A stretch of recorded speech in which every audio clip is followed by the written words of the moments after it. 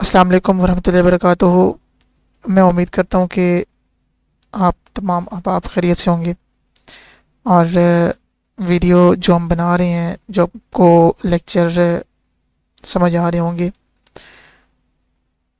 हमने Microsoft office word में हम काम कर रहे थे और अल्हम्दुलिल्लाह उसमें हमने काफ़ी सारा काम क्लियर कर लिया था।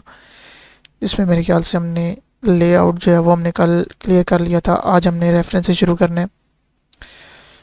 सबसे पहले मेरी रिक्वेस्ट है आपसे कि आपने अभी तक अगर मेरा चैनल सब्सक्राइब नहीं किया तो चैनल सब्सक्राइब कर लें। इंशाल्लाह इस वीडियो से आपको बहुत कुछ मिलेगा और आपके इल्म में बहुत सारा इजाफा होगा। चलते अपने टॉपिक की तरफ, स्टार्ट करते हैं रेफरेंस पे काम किस तरह करना है हमने। सबसे पहले मैं आपके सामने यहाँ पे एक ब्लैंक शीट ओपन कर लेता हूँ। ये मैंने ब्लैंक शीट ओपन कर ली है और उसके बाद मैं यहाँ पे इसके मार्जिन भी सेट कर लेता हूँ। अब मार्जिन सेट करने के दो तरीके मैंने आपको बताए थे। एक तो ये कि आप रोलर से सेलेक्ट कर सकते हैं अपने मार्जिन को, उसकी सेटिंग कर सकते हैं अपने मार्जिन की, और दूसरी ये कि आप लेआउट में जाके वहाँ से आप कस्टमाइज़ कर सकते हैं मार्जिन को और अपने मार्जिन की सेटिंग कर सकते हैं। अब यहाँ पे ये मैंने मार्जिन सेट कर लिए हैं, तो यहाँ से आके मैं रेफरेंस पे आ जाता हूँ। अब रेफरेंस में यहाँ पे सबसे पहले मेरे पास लिखा हुआ है टेबल ऑफ कंटेंट्स और यहाँ पे लिखा हुआ है फुट नोट्स।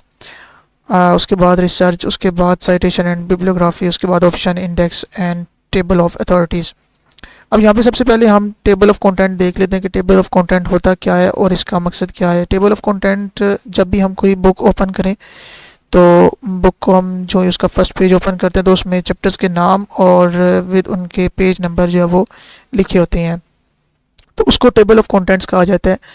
बुक के ऊपर अगर हम देखें तो सिर्फ कंटेंट्स लिखा होता है, लेकिन जिस वक्त हम बनाते हैं तो वो टेबल ऑफ कंटेंट्स के नाम से हमारे पास बनता है। अब यहाँ पे मैं टेबल ऑफ कंटेंट पे क्लियर करता हूँ, क्लिक किया मैंने, तो अब देखें यहाँ पे मेरे पास बहुत सारे डिज़ाइन आ गए हैं। तो मैं यहाँ से अगर कोई भी डिज़ाइन रखना चाहूँ तो मैं रख सकता हूँ। जैसे मैं ऑटोमेटिक टेबल 1 को सेलेक्ट करता हूँ तो अब ये देखें यहाँ पे ये मेरे पास कंटेंट्स आ गए हैं। अब यहाँ पे कोई भी कंटेंट मैंने ऐड नहीं किया हुआ अभी, तो मैं यहाँ पे अगर कोई भी कंटेंट ऐड करूँगा तो मैं यहाँ पे इजीली कर सकता हूँ। अब ये देखें यहाँ पे मैं कंटेंट में इसकी एंट्री कर लेता हूँ, कोई भी एक मैंने लिख दिया है माई सेल्फ। अब ये मैंने लिख लिया है। अब ये आगे मैंने जिस तरीके से मर्जी में इसकी सेटिंग करूँ, मैंने यहाँ तक आके और पेज नंबर मैंने मेंशन कर देना है 2, पेज नंबर 2 से शुरू होगा। अब देखें यहाँ पे मैं क्लिक कर देता हूँ, डबल क्लिक करता हूँ तो ये मेरे पास जो इसका टेबल ऑफ कंटेंट है ये मेरे पास सेट हो जाता है।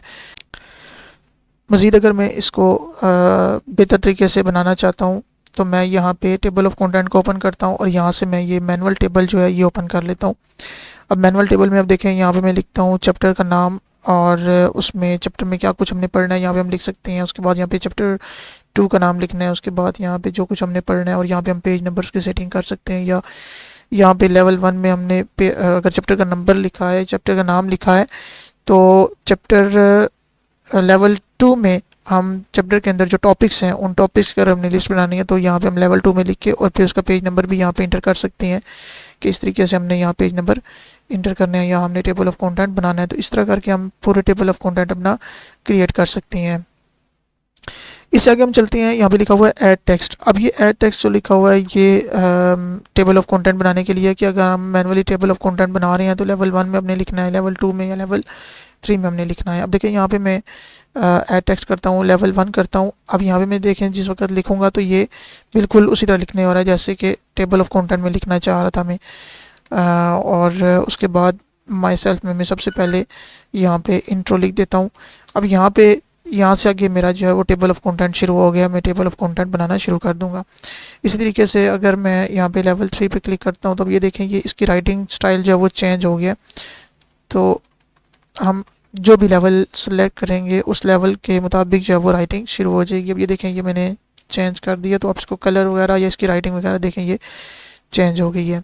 तो इस तरीके से जो है वो हम यहाँ पे टेक्स्ट को ऐड भी कर सकते हैं। इसके बाद यहाँ पे अपडेट टेबल है। अब ये क्योंकि हमने टेबल तो कोई ऐड किया नहीं है इसमें, लेकिन अगर हम कोई इसमें टेबल ऐड करते हैं तो यहाँ से हम उस टेबल को अपडेट कर सकते हैं जिस तरह टेबल मैंने आपको बना के दिखाया था। पूरी हमने उस टेबल की सेटिंग की थी, तो उसी तरीके से हम मज़ीद भी कर सकते हैं। इसके बाद हमारे पास यहाँ पे फुट नोट्स हैं, और फुट नोट में सबसे पहले हमारे पास है इंसर्ट फुट नोट। अब सबसे पहले तो ये देखें कि फुट नोट है क्या। फुट नोट जो है ये हमारे पास एक टेक्स्ट बार ओपन होता है, और ये बिल्कुल एंड ऑफ द पेज होते हैं। हमने अक्सर देखा होगा कि जिस वक्त कोई बुक लिखी जाती है तो उस बुक में जो भी चीज़, जैसे इंग्लिश की बुक लिखी है या मैथ्स की लिखी है, साइकोलॉजी की लिखी है, फिज़िक्स केमिस्ट्री कोई भी बुक लिखी हुई है, तो उस बुक में आपने देखा होगा कि वर्ड्स के ऊपर छोटा सा जो है वो 1 या 2 लिखा होता है। तो वो उसका मतलब ये होता है कि ये जो वर्ड लिखा गया है, जिसकी बेस बनाई गई है 1 या 2 को, तो इसका मानी जो होगा वो फुट नोट में लिखा होगा। तो ये फुट नोट बेसिकली इसलिए यूज़ होते हैं, या ये इसलिए यूज़ होता है कि आप यहाँ पे कोई टैग लाइन बनाना चाह रहे हैं, कोई आप यहाँ पे गुड वर्ड्स लिखना चाह रहे हैं, तो वो आप यहाँ पे इंसर्ट फुट नोट में लिख सकते हैं। जैसे अब देखें यहाँ पे ये मैंने फुट नोट के ऊपर क्लिक किया है, तो यहाँ पे ये फुट नोट मेरे पास ओपन हो जाता है। ये एक फुट नोट आपने ओपन कर लेना है। अब इसी तरीके से हमारे पास, मैं यहाँ पे लिख देता हूँ कोई भी वर्ड में लिख देता हूँ माई सेल्फ ही मैंने लिख दिया है। अब यहाँ पे ये मेरे पास फुट नोट हो गया। मैंने दूसरा अगर करना है तो मैं एक और दफ़ा क्लिक करूँगा, तो ये देखें ये मेरे पास दूसरा फुट नोट भी आ गया। फिर इसी तरीके से मैं फुट नोट इंक्लूड करना चाहूँ जितने भी, तो मैं कर सकता हूँ उनको। इससे आगे देखें हमारे पास लिखा हुआ है इंसर्ट एंड नोट। अब एंड नोट ये होता है कि जहाँ पे आप काम कर रहे हैं उसी के नीचे अगर आपने उसका मतलब लिखना है, या उस पैराग्राफ के बाद आपने लिखना है, तो उस पैराग्राफ के बाद भी उसका मीनिंग लिख सकते हैं। किसी वर्ड का मीनिंग लिखना है या कुछ भी चीज़ आपने मेंशन करनी है तो आप वो कर सकते हैं। तो ये एंड नोट से करते हैं। अब ये नेक्स्ट फुट नोट है। नेक्स्ट फुट नोट का मतलब ये है कि एक फुट नोट हमने पहले से ऐड कर लिया, हमने 2-3 हमने ऐड किए हुए हैं, तो हमने एक का तो मतलब लिखा हुआ है लेकिन दूसरे का चेंज करना है हमने, तो नेक्स्ट फुट नोट पे जाने के लिए हम जो है इसका इस्तेमाल करते हैं। उसके बाद यहाँ पे ये शो नोट्स है, और शो नोट्स का मतलब ये होता है कि आपने फुट नोट में जो भी चीज़ लिखी हुई है, पैराग्राफ का कोई मतलब लिखा हुआ है, किसी भी वर्ड का मीनिंग लिखा हुआ है, तो आप उसके बारे में कोई डिटेल नोट आपने बनाया हुआ है, तो यहाँ पे आप उसका नोट ऐड कर देते हैं और वो आपके पास यहाँ पे शो हो जाता है। जब भी आप डॉक्यूमेंट अपना ओपन करेंगे तो आपके सामने यहाँ पे लिखा होगा कि इसका मतलब क्या है और ये क्यों लिखा गया है, इसकी वजह क्या है लिखने की। तो शो नोट्स जो है ये, इसे जिस तरह हम स्टिकी नोट्स समझ लेते हैं, स्टिकी नोट्स जो हैं ये काम करते हैं, उसी तरीके से इस शो नोट्स वाला ऑप्शन जो हमारा ये काम करता है। ये था आज का हमारा टॉपिक, और मैं उम्मीद करता हूँ कि आप तमाम अहबाब को ये टॉपिक बहुत अच्छे तरीके से समझ आया होगा। किसी भी क्वेश्चन के लिए आप हमसे किसी भी टाइम रब्ता कर सकते हैं।